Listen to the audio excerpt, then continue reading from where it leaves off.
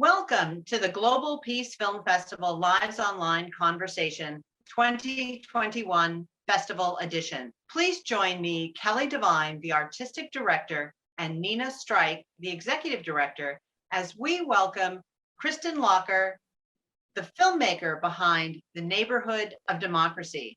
You can see this film as part of our Focus on Florida Shorts program as a part of our in-person screenings, which begin September 20th and run through September 26th, as well as catching up with it on our streaming option, which starts September 27th and runs through October 3rd. You can get all the updates and information and ticketing details on peacefilmfest.org. Now, please join me in welcoming Chris Locker. Hello, Chris. Hi. Hi, Chris. Great to have you with us. And let's start by asking you to tell us about your film. So the neighborhood of Democracy follows my family in our political division over this past summer, of 2020. We document who we are, where we're going, and kind of our past, present, and future. And that determines how we live as a family unit and how, while we do have very different beliefs, how that's affected that summer and how we've, as people, learned to mature and grow and understand one another so that we can become better people, not only in the world around us, but also just in our home. So it's very homey, and we document, how we live now apart, but still how we manage to live together in a sense. Well, Chris, it's obvious how you came to the subject because it's your own family. But can you tell us a little bit about that process of exposing your home life, and what was that like, not only for you as the filmmaker, but for your family members? I think introducing them to, exposing our life a little bit was a little nerve-wracking at first, but as I joined film school in the fall of 2020, I realized that there's no better story than the one I'm currently living. And I think reaching to people that share similar stories, because there's a lot of people out there that are just like my family. And I think when my family realized that, we're not alone in this, and we're able to talk about it and spread that word, I think then they were really open to talking about it and expressing ideas and opinions and what their thoughts were on it. Did you learn anything through the experience? Did you have some preconceptions perhaps when you went into the process that were challenged in any way?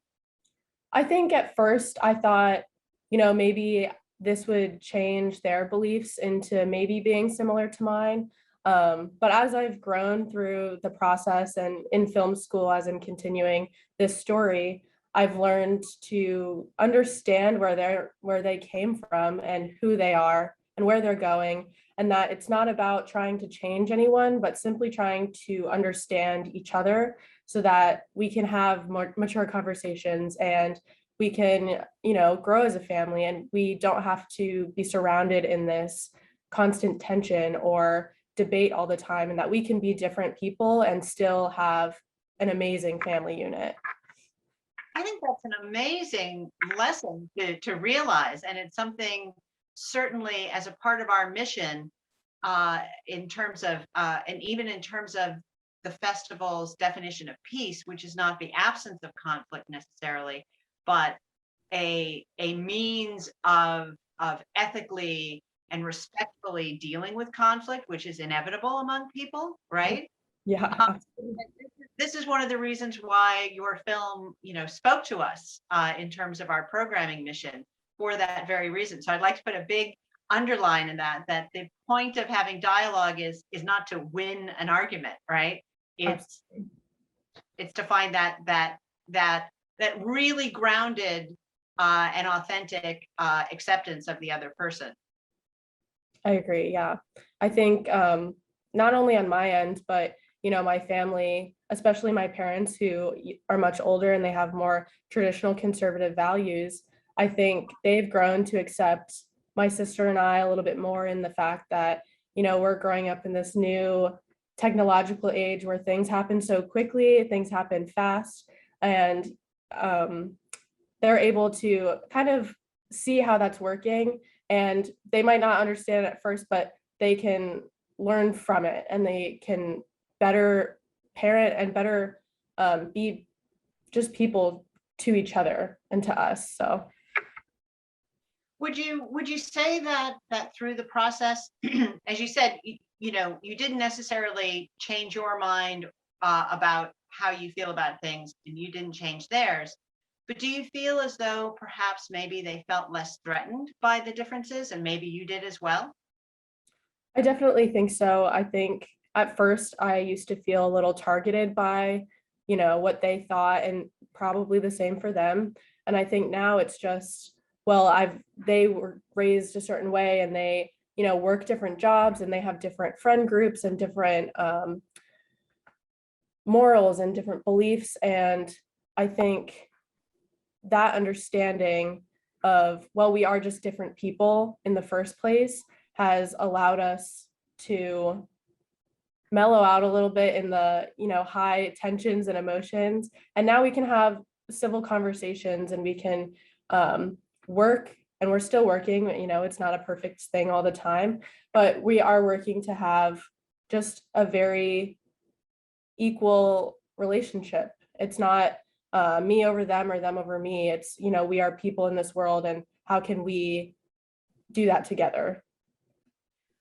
That's a wonderful thought to bring to this next portion of the conversation, which is our central mission at the Global Peace Film Festival is to show films, art shows, other kinds of artistic expression that provide models or ideas or educate people about subjects, so that we can move towards a more just, peaceful world.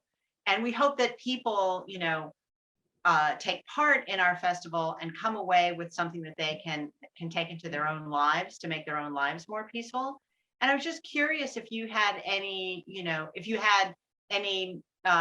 suggestions along that line, given your own experience through making this film.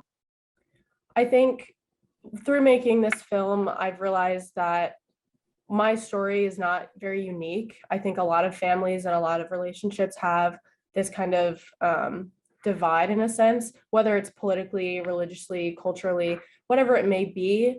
As I've shared my story, I realize a lot of people say, oh, I recognize that in my family or in my relationship. So I think talking about it and not being afraid to admit some of the downfalls in a relationship or in your family is something that brings people together through that adversity. And I'm more willing to talk to people, and I get better advice. I'm able to give better advice to people. And that's just working to make me a better human, my family better people in the world. And then if we can all relate to something, I think we can work better to compromise and work better to become, people that are just better. That's wonderful. And as Kelly said, that really is at the center of the festival, that, we say that peace starts within each and every one of us and works outwards, starting with yourself and your family. And that's what you've shown in the film. So what's next for you, and how can our audiences support your work? So what's next for me is I'm in film school at the University of Central Florida. So I will be continuing this story onto a narrative feature-length film. That'll be about 2023 when it's finished. So I have a couple years to go. But on my website, anyone can stay tuned and see what I'm up to. And my social media is linked through there. And I have a podcast coming out actually on Monday. So that dives into a lot of political beliefs between young people in the world.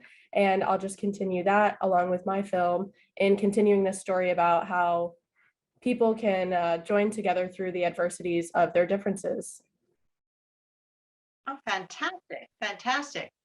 Well, Chris, we'll definitely have to keep an eye out for your podcast and share that with, through our own social media channels, and keep an eye out for chrislocker.weebly.com to follow Chris's narrative exploration of the documentary, The Neighborhood of Democracy, which you can see as a part of the 2021 Global Peace Film Festival, beginning September 20th and running through the 26th for our in-person screenings, and September 27th through October 3rd for our virtual screenings.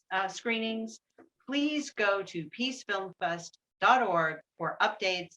Follow us on social media. Please consider joining our mailing list, and do consider subscribing to our YouTube channel. And thank you again for listening. This has been a great conversation, Chris, and we're gonna keep up with the future of your work. So thank you for talking with us. Thank you.